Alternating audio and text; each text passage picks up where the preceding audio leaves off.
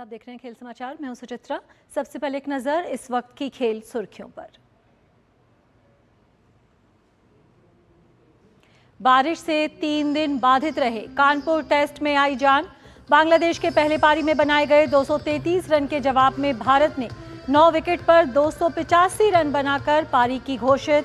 दूसरी पारी में बांग्लादेश की खराब शुरुआत।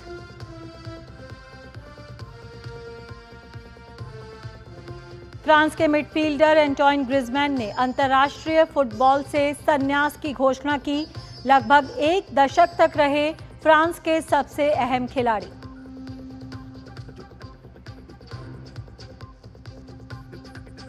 और कार्लोस अल्कराज पहुंचे चाइना ओपन के सेमीफाइनल में। क्वार्टर फाइनल में कैरन खैचानोव को दी शिकस्त।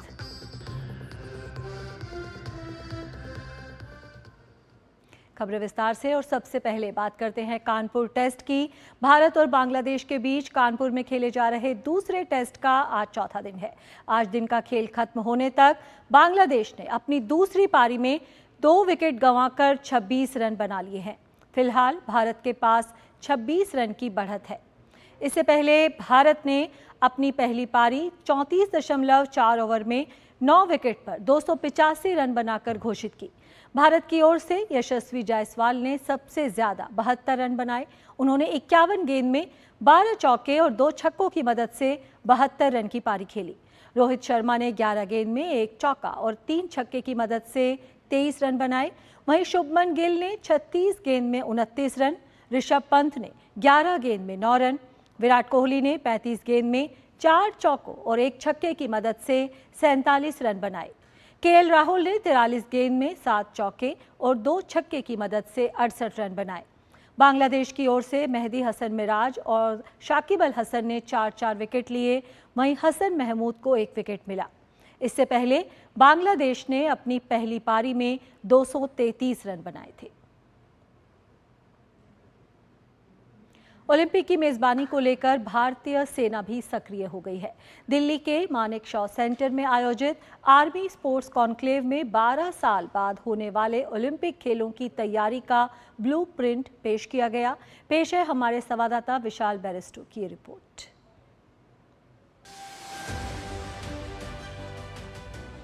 भारतीय सेना ने हमेशा ही खेलों में देश का मान बढ़ाया है। अनुशासन, शारीरिक दमखम और नेतृत्व के लिए जाने जाने वाली भारतीय सेना ने कई उत्कृष्ट एथलीटों को बेहतरीन मंच प्रदान किया है। इस परंपरा को जारी रखते हुए भारतीय सेना ने सोमवार को दिल्ली छावनी के मानेकशॉ सेंटर में सेना खेल सम्मेलन का आयोजन किया। इस सम्मेलन का उद्देश्य 2036 ओलंपिक की मेजबानी के लिए भारत के प्रयासों पर बल देना था, जिसमें खेल के बुनियादी ढांचे को बढ़ावा देने पर जोर दिया गया। इस अवसर पर केंद्रीय खेल मंत्री मनसुख मांडविया ने भारत को एक खेल महाशक्ति में बदलने के लिए कुशल कोचों की महत्ता पर प्रकाश डाला। अच्छा कोच देश में आ जाएंगे तो अच्छे प्लेयर बना देंगे। अच्छे प्लेयर के लिए अच्छे कोच एक सेना में अच्छे कोच है तो के रेलवे के प्लेयर को मदद नहीं कर सकता है। रेलवे के पास अच्छे कोच है तो साइको मदद नहीं कर सकता है। एक कोच के सारे कोच की शक्तियों को कैसे यूटिलाइज करा जाए। सभा को संबोधित करते हुए ओलंपिक में पहला रजत पदक जीतने वाले star shooter colonel Rajyavardhan Singh Rathore ने खेलों में सेना के योगदान पर बल दिया। राठौर ने कहा कि सेना ने खेलों में हमेशा ही देश का मान बढ़ाया है। जब मिशन ओलंपिक एक तरह से मिशन के रूप में भारतीय सेना ने लिया तो उससे बहुत बेहतरीन नतीजे आए भारत के लिए। और ये कहना भी गलत नहीं होगा कि अगर स्टैटिस्टिकली देखने के लिए अगर सेना को एक राज्य का दर्जा अगर दिया जाए तो भारत के राज्यों के अंदर आजादी से लेकर अब तक जो पदक जीते गए हैं, जो परफॉर्मेंस हुई है, उसमें सेना का बहुत आगे नंबर आया। इस सम्मेलन में हॉकी कप्तान हरमनप्रीत सिंह, अंजू बॉबी जॉर्ज, एमसी मैरी कॉम सहित देश के जाने माने एथलीटों ने भी भाग लिया। विशाल बैरिस्टो की रिपोर्ट, डीडी न्यूज। भारतीय पुरुष हॉकी टीम के कप्तान हरमनप्रीत सिंह का मानना है कि भारत 2036 ओलंपिक की मेजबानी करने में जरूर सफल रहेगा। हालांकि उन्होंने माना कि चुनौती बड़ी है, लेकिन सही दिशा और हर ओर से सहयोग से इस बड़ी चुनौती को भी पार किया जा सकता है। 2036 के लिए आर्मी ने बीड़ा उठाया है और मेरे साथ है हरमनप्रीत सिंह जो हमारी भारतीय हॉकी टीम के कप्तान है। हरमनप्रीत, हमेशा फौज स्पोर्ट्स में ओलंपिक्स में हमेशा आगे रहती है और अब 2036 हमारा निशाना है, क्या कहेंगे आप? आई थिंक जो आज डिस्कशन हुई है, जो आज बातें सामने आई हैं, आई थिंक बहुत इंपॉर्टेंट है क्योंकि ओलंपिक एक बहुत बड़ा इवेंट है एंड जब वो इंडिया में होगा तो आई थिंक कोई कमी नहीं रहनी चाहिए। उस टॉपिक में बारे में बात हो रही है यहाँ पे एंड बहुत ही सीनियर्स लोग आए हैं जो डिस्कशन के लिए एंड हमें मौका मिला यहाँ पे आने का और कोई भी आइडियाज़ है हम भी definitely will give our ideas to them कि जो आगे वाले ओलंपिक हो यहाँ पे इंडिया में 36 में तो उसमें कोई कमी ना रहे। हॉकी से बहुत उम्मीदें बढ़ गई हैं, खासतौर से जब आपको देखते हैं कि आपका ड्रैग फ्लैग हमें ज़रूर मेडल दिलाता है तो कितना गर्व महसूस करते हैं आप? आई थिंक हॉकी में मेडल लेके आना बैक टू बैक हमारे लिए बहुत बड़ी बात है और बहुत बड़ी अचीवमेंट है क्योंकि पूरा इंडिया हॉकी के मेडल की वेट करता है एंड बिल्कुल बहुत बड़ी बात है हमारे लिए एंड एज ए टीम हम खेलते हैं, एज ए टीम हम जीत रहे हैं। सो आई थिंक इंडिविजुअल का कोई रोल नहीं है इसमें। मैं उम्मीद करता हूँ कि जब हम ओलंपिक करवाएं और I think one of the best Olympic हम यहाँ पे दिखाएं सब लोगों को और कोशिश यही रहेगी कि उस ओलंपिक में भारत के सबसे ज़्यादा मेडल हो, यही हमें उम्मीद रखते हैं सर। आपकी उम्मीद और हमारी दुआ ये है हरमनप्रीत सिंह जिनका कहना है 2036 में भारत ओलंपिक जब होस्ट करेगा तो हम फर्स्ट 10 में आने की पूरी कोशिश करेंगे। कैमरामैन आशीष के साथ मैं विशाल बैरिस्टो, डीडी न्यूज़ दिल्ली। दिल्ली में आयोजित हुए आर्मी स्पोर्ट्स कॉन्क्लेव में भाग लेते हुए पैरालंपियन दीपा मलिक का दावा रहा कि भारत 2036 में ओलंपिक की मेजबानी करने के लिए पूरी तरह से तैयार है। मेरे साथ है पैरालंपियन और मेडलिस्ट दीपा मलिक। फौज से आपका पुराना नाता है और अब इंडियन आर्मी ने बीड़ा उठाया है 2036 में इंडिया ओलंपिक में फर्स्ट 10 में है, क्या कहेंगे आप? जब भी कोई देश नुमाइंदगी करता है और होस्ट करता है किसी इवेंट को तो उसमें ओलंपिक और पैरालंपिक पैरेलली खेले जाते हैं। तो मुझे खुशी है कि आज जो कॉन्क्लेव यहाँ फौज ने रखा है उसे बहुत इंक्लूसिव रखा है और चर्चा पैरालंपिक खेलों की भी साथ हो रही है और जो भी आगे का रोड मैप है, जैसा कि ऑनरेबल मिनिस्टर सर ने भी कहा, राज्यवर्धन राठौड़ जी भी आज यहाँ पर थे, तो और पैरालंपिक फ्रेटर्निटी से हम लोग यहाँ पर हैं, तो मुझे खुशी है कि 2036 में जब हम ओलंपिक की तैयारी करेंगे तो साथ साथ पैरालंपिक की तैयारी होगी और हमारा भारत जो विकसित भारत होने के रास्ते पर है, वो मुझे लगता है ये खेल भारत को इंक्लूसिव बनाएंगे, सोच को बदलेंगे और जहाँ पे जो हमारा यूथ है उनके अंदर स्पोर्ट्स का कल्चर आएगा और साथ ही दिव्यांग लोग भी खेलेंगे और अपने लिए एक आत्मविश्वास की जर्नी चुनेंगे। 2036 की जो हम मेजबानी की बात कर रहे हैं उसके लिए आप कितनी ऑप्टिमिस्टिक है? मैं बहुत ऑप्टिमिस्टिक हूँ। हाल ही में हम लोग पेरिस 2024 से लौटे हैं और मुझे इस बार जब मैं टीम के साथ गई तो कहीं ना कहीं मेरा जो फोकस था वो यही देखने में रहा कि क्या ऐसा अरेंजमेंट हम भारत में कर पाएंगे और मुझे लगता है ऐसी मेजबानी के लिए भारत बिल्कुल तैयार है। ये थी दीपा मलिक जिनका ये कहना है कि भारत पूरी तरह से तैयार है 2036 के लिए। कैमरामैन आशीष के साथ मैं विशाल बैरिस्टो, डीडी न्यूज़ दिल्ली। बात करते हैं टेनिस की। स्पेन के कार्लोस अल्कराज ने चाइना ओपन के सेमीफाइनल में प्रवेश कर लिया है। अल्कराज ने क्वार्टर फाइनल में कैरन खैचानोव को 7-5, 6-2 से मात दी। महिला T20 क्रिकेट विश्व कप के वार्म अप मैच में भारतीय टीम ने किस टीम को दी मात और आयरलैंड और दक्षिण अफ्रीका T20 सीरीज का क्या रहा नतीजा, ये सब और बहुत कुछ इस स्पोर्ट्स रैप में।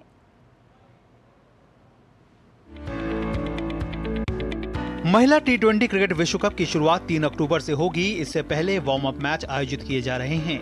इस कड़ी में रविवार को भारत का सामना वेस्टइंडीज से हुआ, जहां भारतीय टीम ने मुकाबले को 20 रन से अपने नाम किया। मैच में वेस्टइंडीज ने टॉस जीता और पहले गेंदबाजी करने का फैसला किया। भारत ने 20 ओवर में 8 विकेट पर 141 रन बनाए। भारत की ओर से जेमिमा रोड्रिगेज ने 52 रन की पारी खेली। इसके जवाब में वेस्टइंडीज की टीम 20 ओवर में 8 विकेट पर 121 रन ही बना सकी। भारतीय महिला टीम वार्म अप मुकाबले के अपने अगले मैच में अब मंगलवार को दक्षिण अफ्रीका के सामने होगी। आयरलैंड और दक्षिण अफ्रीका के बीच खेली गई 2 मैचों की T20 सीरीज 1-1 की बराबरी पर खत्म हुई। सीरीज के दूसरे मुकाबले में आयरलैंड ने दक्षिण अफ्रीका को 10 रन से हरा दिया। आयरलैंड की ओर से मार्क एडर ने सबसे ज्यादा 4 विकेट हासिल किए। आयरलैंड की दक्षिण अफ्रीका पर ये पहली T20 जीत रही। बेंगलुरु में रविवार को बीसीसीआई सेंटर ऑफ एक्सीलेंस का हुआ उद्घाटन। एनसीए के नाम को बदलकर बीसीसीआई सेंटर ऑफ एक्सीलेंस किया गया।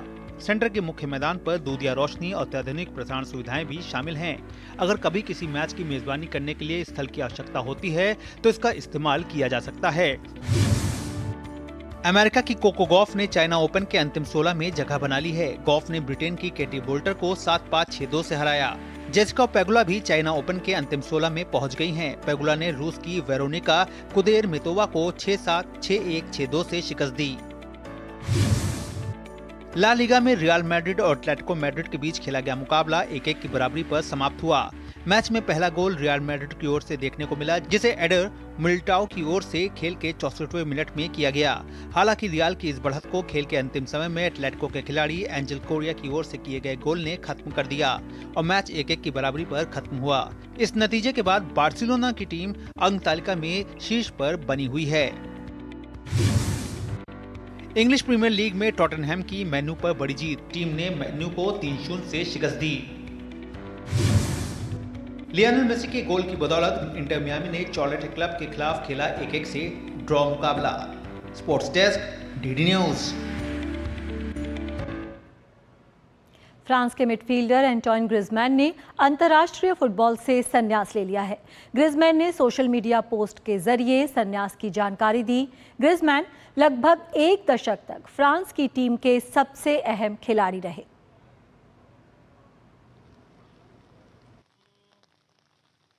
फ्रांस के मिडफील्डर एंटोइन ग्रिजमैन ने अंतर्राष्ट्रीय फुटबॉल से संन्यास की घोषणा कर दी है।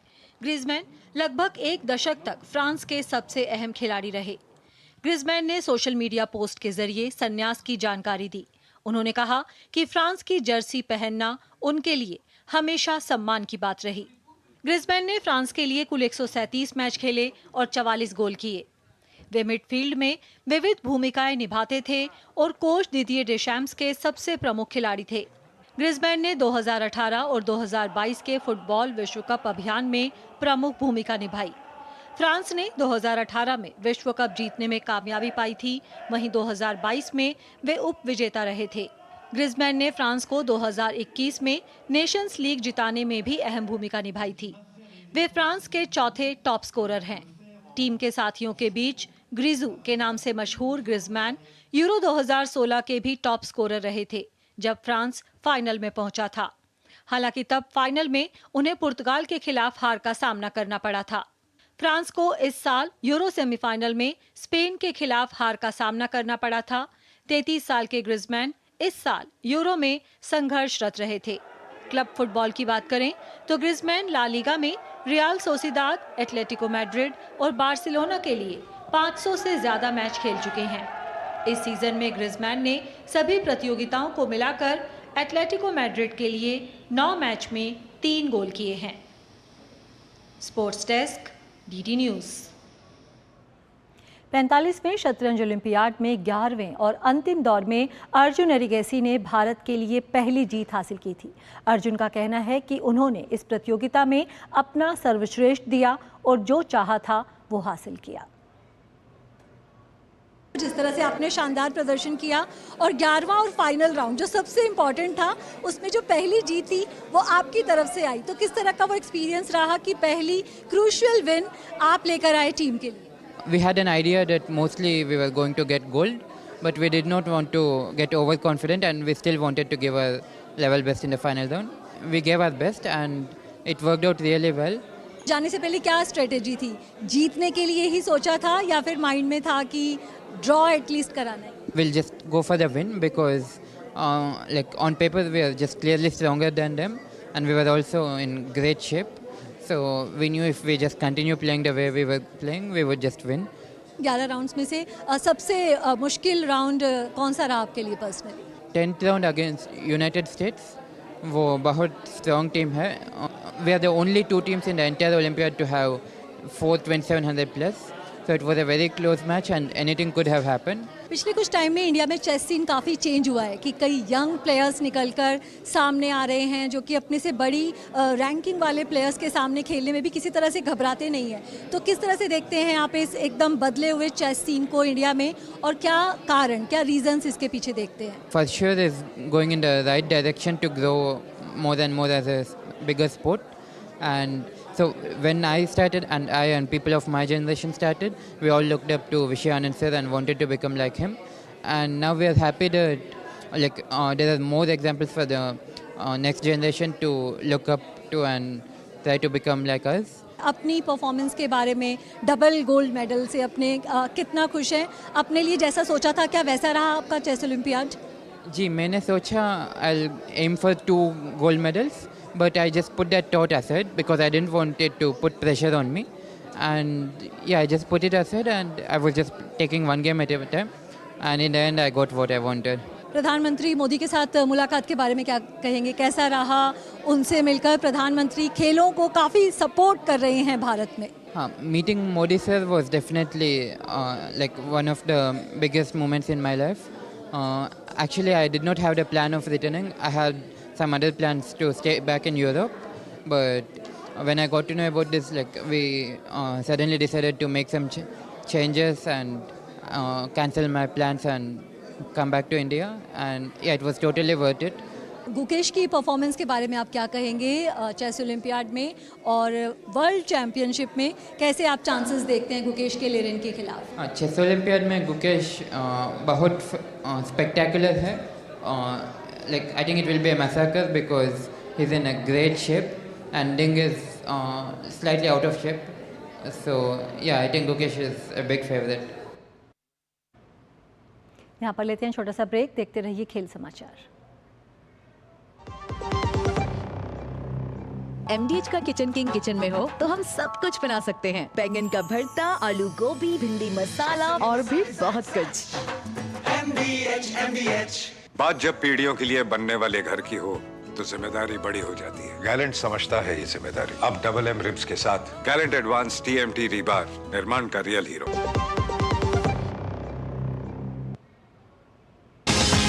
दिन भर की भाग दौड़ में जब छूट जाएं जरूरी खबरें, जब आप हो जल्दी में और जाननी हो हर खबर, जब फटाफट अंदाज में देखनी हो आपको तेज खबर, जब केवल आधे घंटे में जानना हो देश दुनिया का हाल, तब देखिए खबरों का high speed show express 100। Break के बाद स्वागत है। ओलंपिक काउंसिल ऑफ एशिया के अध्यक्ष रणधीर सिंह का मानना है कि किसी भारतीय का OCA अध्यक्ष बनना देश के लिए गौरव का पल है। उन्होंने कहा कि अंतर्राष्ट्रीय मंच पर भारत का प्रतिनिधित्व बढ़ने से देश में खेलों को नया आयाम मिलेगा। रणधीर सिंह से खास बात की हमारे संवाददाता नारायण सिंह ने। Raja Randhir Singh Olympic council of Asia के अध्यक्ष चुन लिए गए थे, जो कि OCA का जो जनरल असेंबली था नई दिल्ली में हुआ था, जो 44th जनरल असेंबली था OCA का। सर, बधाई हो इस अचीवमेंट के लिए कि आप पहले एंटरिम प्रेसिडेंट थे 2021 से, अब पूरी तरह से प्रेसिडेंट बन चुके हैं। सो किस तरह से देखते हैं सर इस उपलब्धि को, न केवल एक पर्सनल फ्रंट पे बल्कि पूरे देश के लिए OCA जैसी संस्था का प्रेसिडेंट बनना कितना महत्वपूर्ण रखता है पूरे देश के लिए?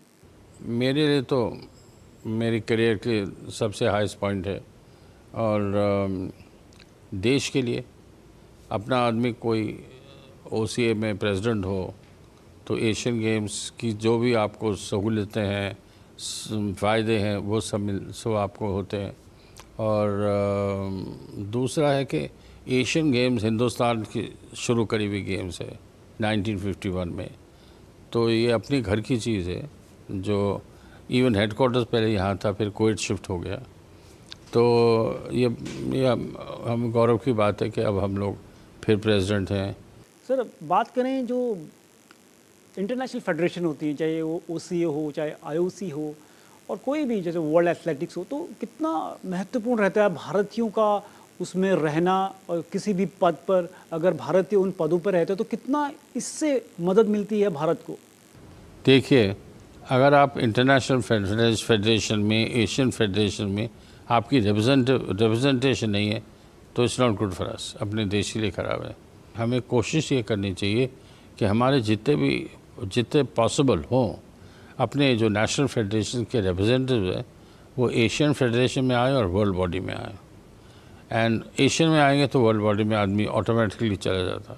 हमें अपने आदमी उन पदों पे पहुंचाने चाहिए जिसके जाके वो हिंदुस्तान की मदद करें, हिंदुस्तान को रिप्रेजेंट करें और उनसे इवेंट मंगवाएं इंडिया के लिए। अपने अपनी फेडरेशन से वो रिक्वेस्ट करें कि ये इवेंट हमारे इंडिया में हम कराएंगे। सर, ओवरऑल जिस तरह से प्रधानमंत्री हमारे खिलाड़ियों को प्रोत्साहित करते हैं, उनसे मिलते हैं, उनके लिए ट्वीट करते हैं, और जब वो कोई भी बड़ा इवेंट, इंटरनेशनल इवेंट होता है, चाहे वो ओलंपिक्स गेम हो, एशियन गेम्स हो, कॉमनवेल्थ गेम्स हो, जब वो खिलाड़ी आते हैं तो उनसे मिलते हैं सर। तो ये एक इंटरेक्शन जो होता है प्रधानमंत्री का खिलाड़ियों से, और वो पर्सनली इन्वॉल्व होते हैं और खिलाड़ियों को नाम से जानते हैं, उनके बारे में सब कुछ जानते हैं, तो ये कितना महत्वपूर्ण होता है कि देश के खेल को आगे बढ़ाने के लिए, जिससे कि खिलाड़ी हमारे मोटिवेट भी हो रहे हैं। नहीं, मोटिवेट तो होगा ही। देखिए, आपको इनकरेज करना है। आफ्टर ऑल खिलाड़ी को आप कम्पीट करवा रहे हैं, फैसिलिटी दे रहे हैं, पर उसको मोटिवेट करने के लिए उसको रिकग्निशन बहुत ज़रूरी है, जो अब हो रहा है। एंड ऑफ द डे अगर आप उसको एथलीट को सपोर्ट करेंगे तो उसको कॉन्फिडेंस मिलेगा, और कॉन्फिडेंस तो आप जैसे पहले भी आपने अभी भी जिक्र करा है कि प्राइम मिनिस्टर टेलीफोन कर रहे हैं, प्राइम मिनिस्टर खुद इंटरेस्ट ले रहे हैं, तो ये बहुत बड़ी बात है। बट ऐसे ही सबको करना चाहिए। तो जिस तरह सर आपने बताया उनकी रिकॉग्निशन कितना इम्पॉर्टेंट है किसी भी खिलाड़ी के लिए, जिस तरह से हमारे खिलाड़ी को रिकॉग्निशन मिल रहा है, प्रधानमंत्री उनसे बातचीत करते हैं और उनको सम्मान मिलता है, और जिस तरह से उनको कैश रिवॉर्ड भी दिया जा रहा है सेंट्रल गवर्नमेंट के, और भी जो संस्थाएं हैं वो भी दे रही हैं, तो कोई बहुत बड़ी अचीवमेंट है। और जिस तरह से आपने अलग अलग पहलुओं पे बातचीत की, किस तरह से कि भारतीयों का इंटरनेशनल बॉडीज़ में होना कितना इम्पोर्टेंट है, तो काफ़ी महत्वपूर्ण जानकारी दी, इसके लिए आपका धन्यवाद सर। विश्व फुटबॉल की नियामक संस्था फीफा ने अमेरिका में 12 स्टेडियम की घोषणा की है, जहां फीफा क्लब विश्व कप 2025 के 63 मैच आयोजित किए जाएंगे। फाइनल न्यूयॉर्क, न्यू जर्सी के मैटलाइफ स्टेडियम में खेला जाएगा। टूर्नामेंट 15 जून 2025 को शुरू होगा। विश्व फुटबॉल की नियामक संस्था फीफा ने अमेरिका में 12 स्टेडियमों की घोषणा की, जहां नए फीफा क्लब विश्व कप 2025 के मैच आयोजित किए जाएंगे। बड़ी बात यह है कि टूर्नामेंट का फाइनल मुकाबला न्यू जर्सी के मैटलाइफ स्टेडियम में 13 जुलाई 2025 को खेला जाएगा। फाइनल के लिए बहुउद्देशीय ओपन एयर स्टेडियम, जिसे 2010 में 82,500 की क्षमता के साथ खोला गया था, 2016 कोपा अमेरिका सेंटेनारियो के फाइनल का स्थल था, जब चिली ने लियोनेल मेसी के अर्जेंटीना को पेनल्टी पर हराया था। इस स्थल को पहले फीफा विश्व कप 2026 फाइनल की मेजबानी के लिए चुना गया था। इसके अलावा 2 और नॉकआउट मुकाबले और 5 ग्रुप स्टेज मैच भी आयोजित होने हैं। क्लब विश्व कप में 4-4 टीमों के 8 समूह होंगे, जिनमें से प्रत्येक एकल गेम राउंड रॉबिन प्रारूप में खेला जाएगा। प्रत्येक समूह से शीर्ष 2 टीमें राउंड ऑफ 16 से फाइनल तक एकल मैच नॉकआउट चरण में आगे बढ़ेंगी। दिसंबर में ड्रॉ निर्धारित होने के साथ 32 टीमों में से केवल 2 की पुष्टि होनी बाकी है, एक दक्षिण अमेरिका से और दूसरी मेजबान देश का प्रतिनिधित्व करने वाली। निश्चित रूप से क्लब विश्व कप का ये रूप अपने आप में खास होगा, और इसकी खासियत को मेजबानी से एक नई ऊर्जा देने की तैयारी सामने होगी। Sports desk, DD news. Paris Paralympic खेलों में भारतीय दल ने शानदार प्रदर्शन किया था। इस ऐतिहासिक पल में अग्रणी भूमिका निभाते हुए एक्सेसिबिलिटी संगठन स्वयं ने भारत के पैरा एथलीटों के समर्थन पर एक वीडियो लॉन्च किया। स्वयं ने खेलों में पहुंच के उद्देश्य को आगे बढ़ाते हुए इन एथलीटों के लिए सुलभ और समावेशी परिवहन सुनिश्चित करने में महत्वपूर्ण भूमिका निभाई। डीडी न्यूज के साथ एक विशेष साक्षात्कार में स्वयं की संस्थापक और अध्यक्ष मीनू जिंदल से उनके प्रभावशाली काम के बारे में बात की हमारे संवाददाता तापस भट्टाचार्य ने।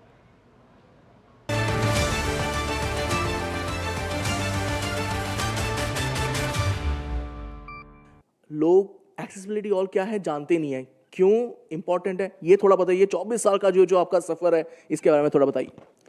हम लोग खेल के दुनिया में एंटर करें एक्सेसिबिलिटी को लेके। एक्चुअली पीसीआई ने हमें कांटेक्ट किया था जब वो लोग टोक्यो जा रहे थे।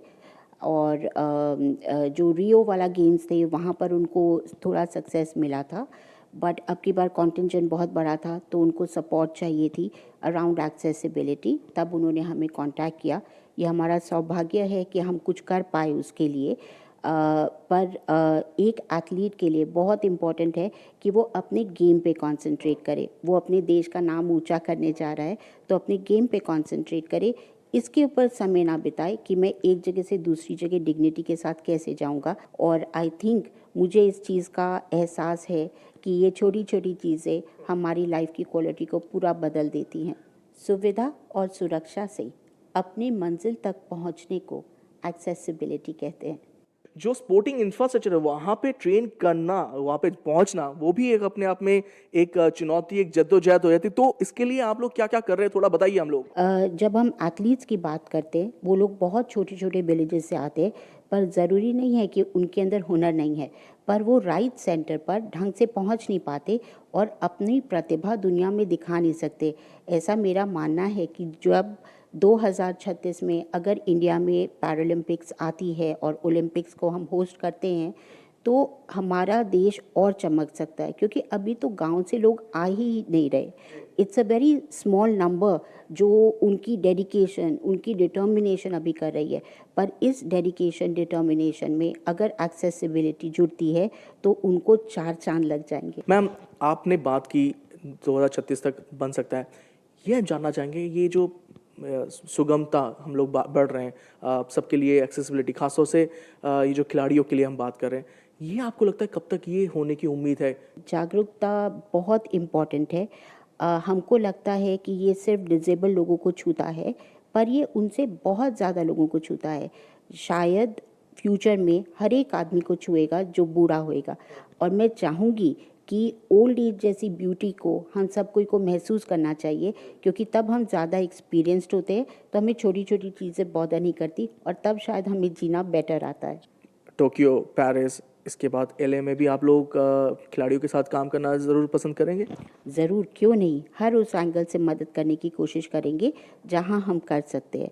और एक्सेसिबल इंडिया कैंपेन हमारे ऑनरेबल प्राइम मिनिस्टर जी ने चलाया है, तो आई एम श्योर उनको ये बात पता है कि इससे कितना देश को फ़ायदा हो सकता है। बहुत बहुत शुक्रिया हमसे बात करने के लिए। तो ये तस्मीनी जिंदल बता रही थी कि कितना अहम हो जाता है एक्सेसिबिलिटी ट्रांसपोर्ट सेक्टर में, और ये चेंज जो है वो लाना चाहती है बहुत जल्द से जल्द देश में, खास तौर से 2036 अगर भारत में ओलंपिक होता है उससे पहले। कैंपस लोकनाथ के साथ मैं तापस भट्टाचार्य, दूरदर्शन समाचार, दिल्ली। तो खेल समाचार में फिलहाल इतना ही। हमारी पूरी टीम को दीजिए अनुमति। नमस्कार।